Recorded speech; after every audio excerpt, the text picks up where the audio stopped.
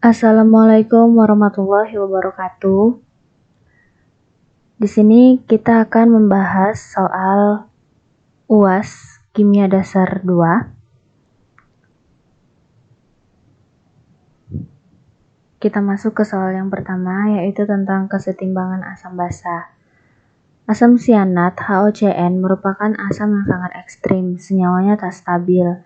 A. Tuliskan persama reaksi kesetimbangan yang terjadi. B. Apakah konjugat basa dari asam ini? C. Tentukan konsentrasi H3O+ dan pH dari HOCN dengan konsentrasi 0,1 m dan Ka sama dengan 3,5 kali 10⁻⁴.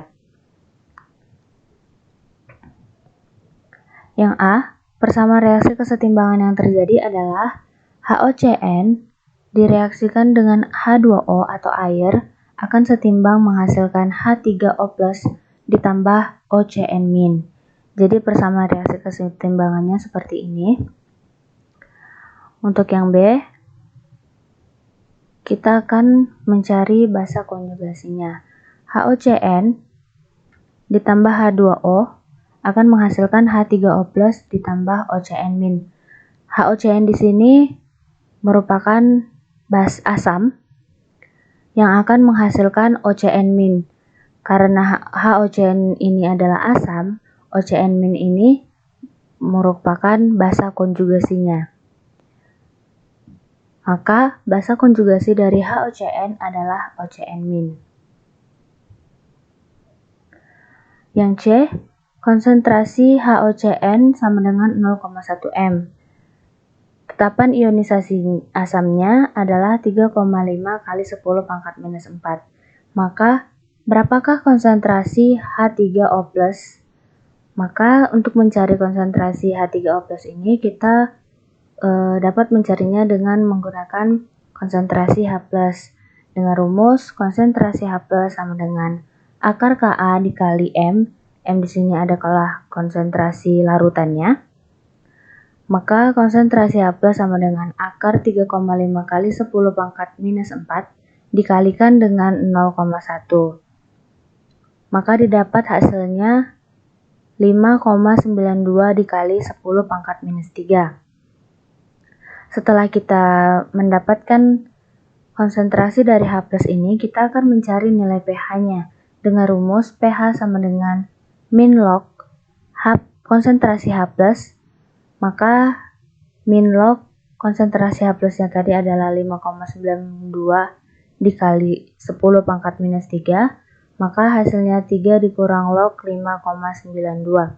Maka didapat pH-nya adalah sebesar 2,228. Lanjut ke soal yang kedua, masih tentang kesetimbangan asam dan basa.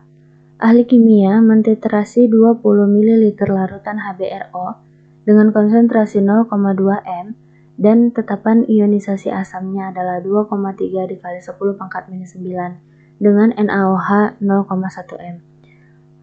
A. Tentukan pH sebelum penambahan basa.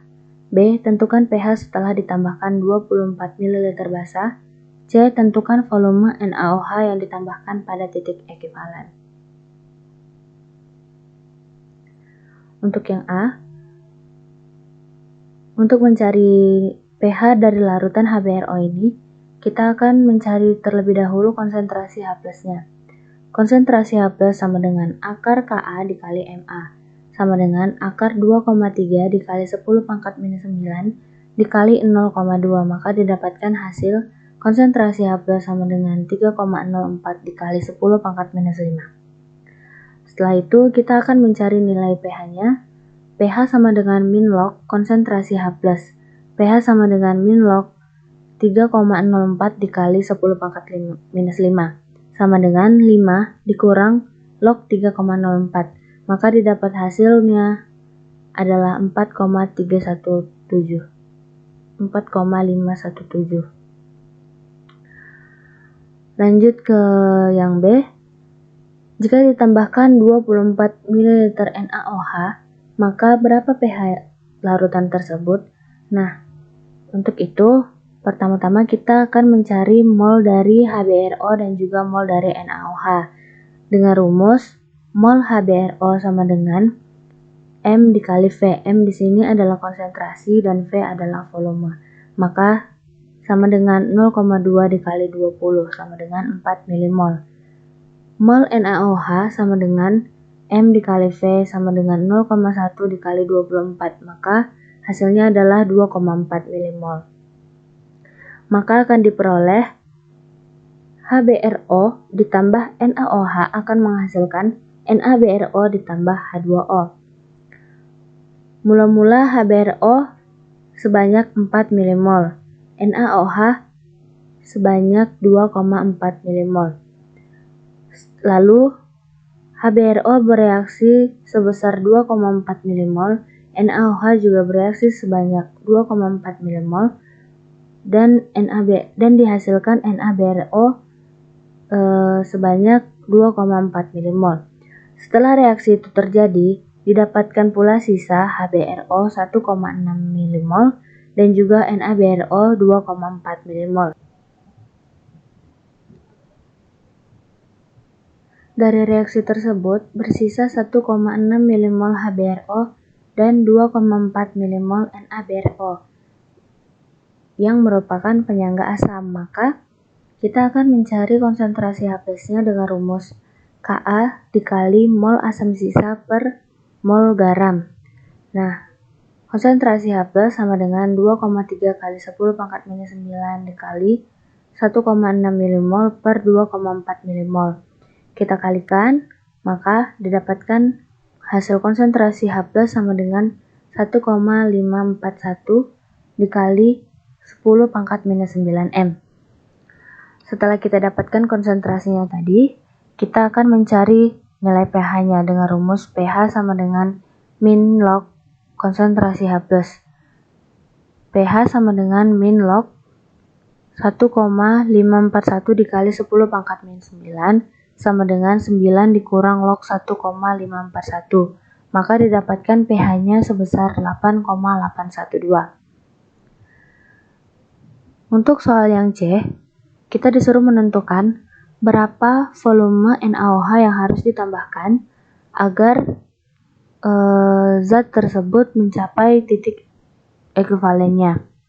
Saat titik ekuivalen, zat asam maupun basa akan habis bereaksi, maka mol kedua zatnya sama. Jadi, rumusnya menjadi Ma dikali Va sama dengan Mb dikali Vb, di mana Ma adalah konsentrasi asam, Va adalah volume asam, Mb adalah konsentrasi basa, dan Vb adalah volume basa. 0,2 dikali 20 sama dengan 0,1 dikali Vb. Karena Vb yang akan dicari, maka Vb sama dengan 4 per 0,1. Maka didapatkan volume basa yang harus ditambahkan adalah 40 ml NaOH. Lanjut ke soal yang nomor 3. Soal berikut ini mengenai kelarutan dan hasil kali kelarutan. Jadi di sini ada soalnya. Nah, kita disuruh untuk menentukan kelarutan BaSO4 dengan Ksp sama dengan 1,1 dikali 10 pangkat minus 10 dalam air.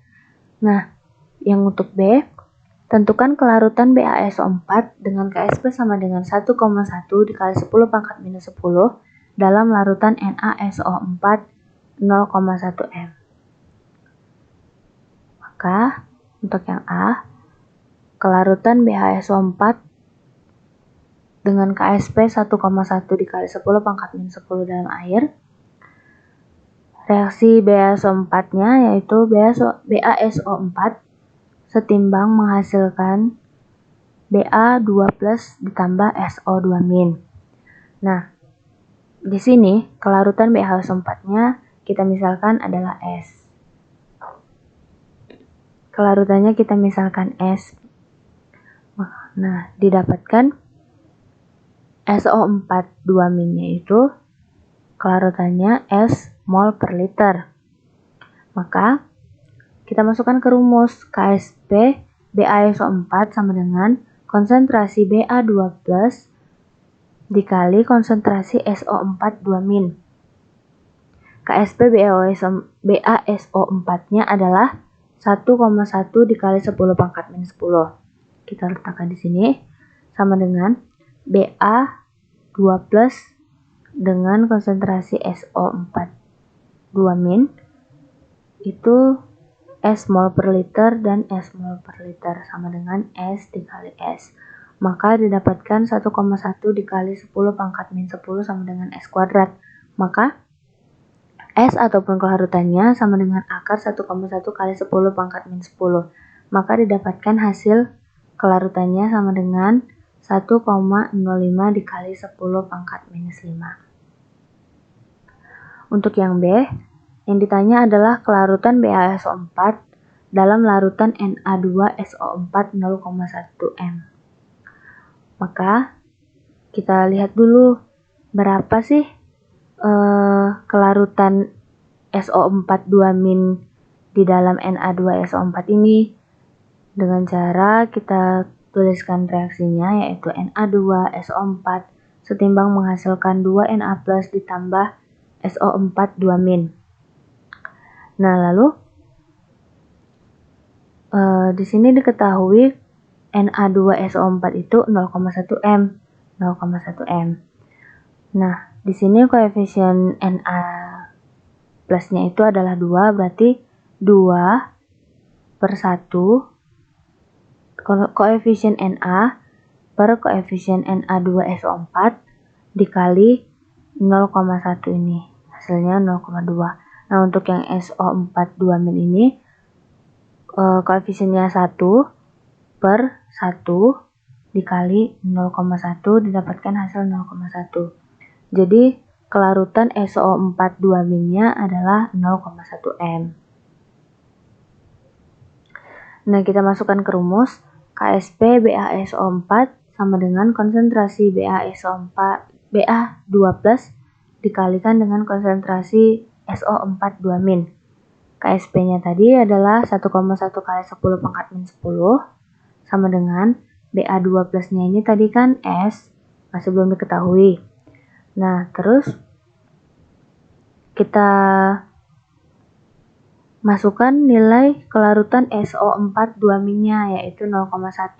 Maka S sama dengan 1,1 dikali 10 pangkat min 10 per 1 dikali 10 pangkat min 1. Maka didapatkan kelarutannya adalah 1,1 kali 10 pangkat min 9. Nah, kita masuk ke soal yang nomor 4. Sekarang itu mengenai reaksi redoks dan elektrokimia. Dalam 1,5 sel dari sel volta, batang grafit dicelupkan ke larutan asam dari K2Cr2O7 dan CrNO3 3 kali. Di setengah sel lainnya, batang timah dicelupkan ke dalam larutan SnNO3 2 kali. Sebuah jembatan garam, KNO3, menggabungkan kedua setengah sel tersebut. Elektroda timah relatif negatif terhadap grafit. A. Gambarkan diagram sel volta tersebut. B. Tuliskan persamaan reaksi setengah sel yang sudah setara. C. Tuliskan reaksi sel keseluruhan. D. Tuliskan notasi selnya. Ini adalah gambar dari diagram sel volta tersebut. Di sini ada katoda, yaitu K2Cr2O7 dan CrNO3 3 kali. Dan di sini ada anoda SnNO3 2 kali. Tabung 1 ini adalah katoda, tabung 2-nya adalah anoda. Di sini logamnya adalah Cr dan juga Sn. Di sini juga terdapat jembatan garam, yaitu KNO3. Lalu untuk soal yang B, reaksi setengah selnya adalah anoda atau yang beroksidasi adalah Sn setimbang menghasilkan Sn2 plus ditambah 2 elektron. Katodanya yang mengalami reduksi adalah Cr2O7 2- ditambah 14H plus ditambah 6 elektron setimbang menghasilkan 2 Cr 3+ ditambah 7H2O. Lalu untuk reaksi keseluruhannya, untuk Sn kita kalikan 3. Kita ingin mencoret elektron yang ada di sini dan juga di sini, maka kita harus menyetarakan dulu jumlah elektronnya, yaitu Sn-nya dikali 3 dan juga Cr2O7 2-nya dikalikan 1. Maka didapatkan hasilnya seperti ini. 6 elektron ini kita coret, maka reaksi keseluruhannya yaitu 3Sn ditambah Cr2O7 2- ditambah 14H positif setimbang menghasilkan 3Sn2+ ditambah 2Cr3+ ditambah 7H2O. Nah, D, notasi selnya yaitu anoda, jembatan garam, katoda. Berarti anodanya adalah yang Sn ini. Sn menjadi Sn2+, jembatan garam, Cr2O7 2- H+, Cr3+, grafit. Kita masuk ke soal nomor 5, yaitu mengenai elektrokimia. Sebuah sel volta terdiri dari setengah sel Fe2+ menjadi Fe dan setengah sel Cu2+ Cu. A. Tuliskan reaksi setimbang yang terjadi pada anoda dan katoda reaksi keseluruhan. B. Hitung E0 sel dari sel volta tersebut. C. Hitung tetapan kesetimbangan dari konstanta kesetimbangan dari sel volta tersebut. Yang D. Hitung energi bebas Gibbs standar dari sel volta tersebut. Reaksi setimbangnya yaitu anoda Fe setimbang menghasilkan Fe2+ ditambah 2 elektron. Katodanya Cu2+ ditambah 2 elektron setimbang menghasilkan Cu. Nah, reaksi keseluruhannya adalah Fe ditambah Cu2+ setimbang menghasilkan Fe2+ ditambah Cu. Nah, untuk mencari E0 selnya, kita tinggal menjumlahkan E0 dari anoda dan katoda ini. Nah, namun mengapa E0 dari anoda ini menjadi positif? Jadi untuk menentukan apakah reaksi tersebut anoda atau katoda, kita lihat tadi kan nilai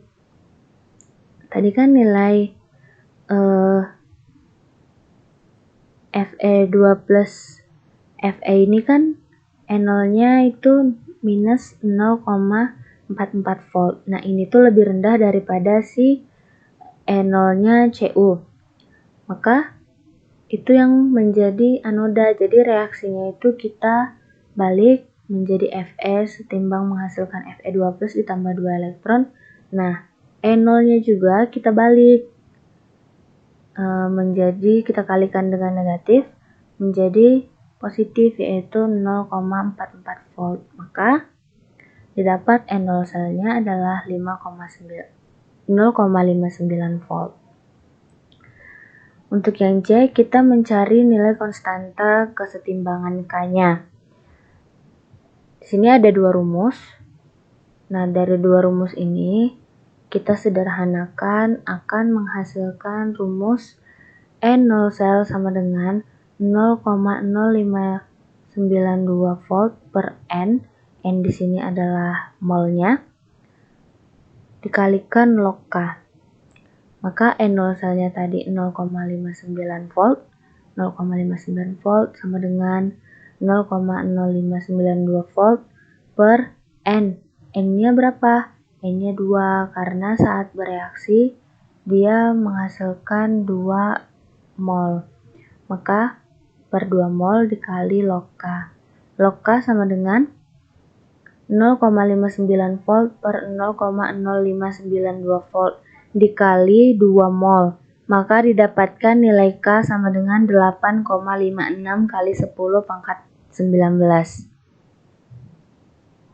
Untuk soal yang D, kita akan mencari nilai energi bebas Gibbs standar sama dengan min N dikali F dikali E0 sel sama dengan min 2 mol dikali 95.600 coulomb per mol dikali 0,59 volt.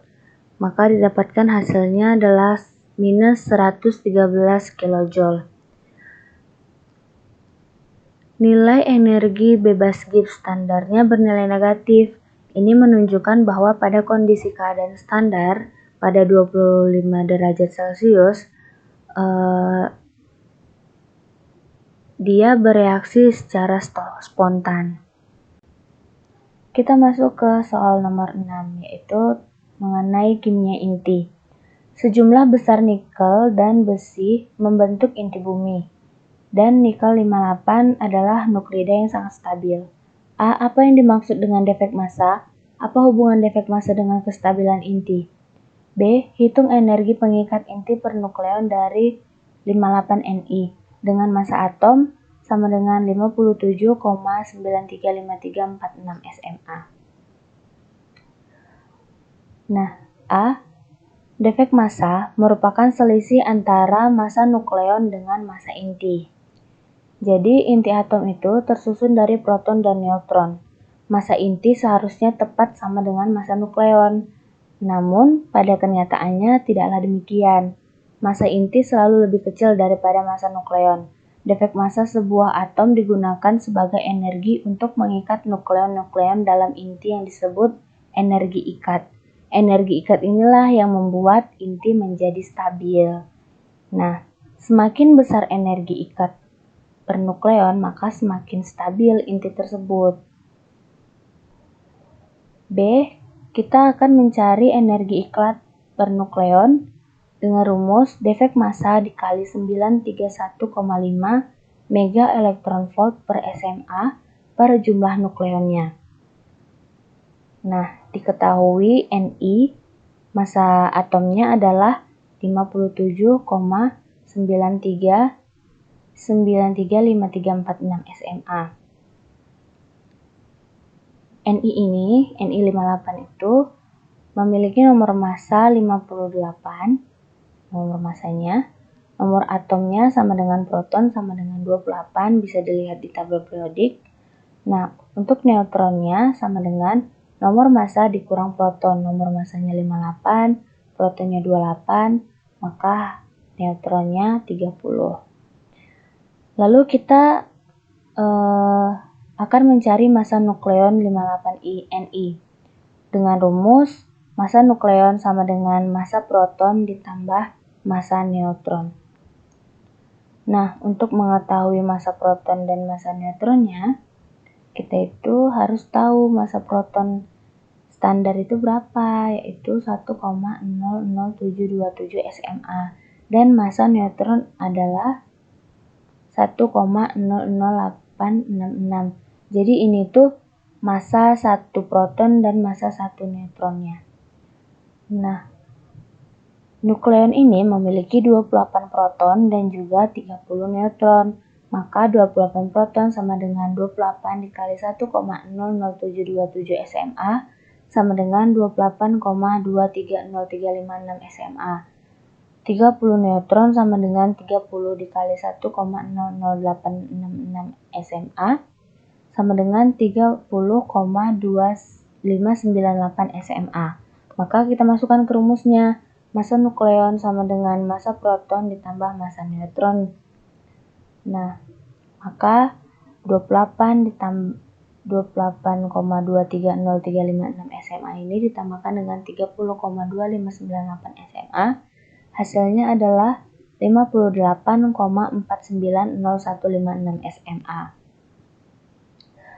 Lalu kita mencari defek massanya dengan rumus defek massa sama dengan massa nukleon dikurang massa atom.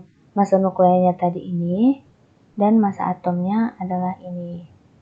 Maka didapatkan defek massanya sebesar 0,55481 SMA. Setelah didapatkan defek massanya, kita masukkan ke rumus energi ikat per nukleonnya. K Kita masukkan 0,55481 SMA dikali 931,5 mega elektron volt per SMA per jumlah nukleonnya. Jumlah nukleonnya tadi adalah 58. Maka didapatkan energi ikat per nukleonnya adalah 8,91 mega elektron volt per nukleon. Dah. Terima kasih.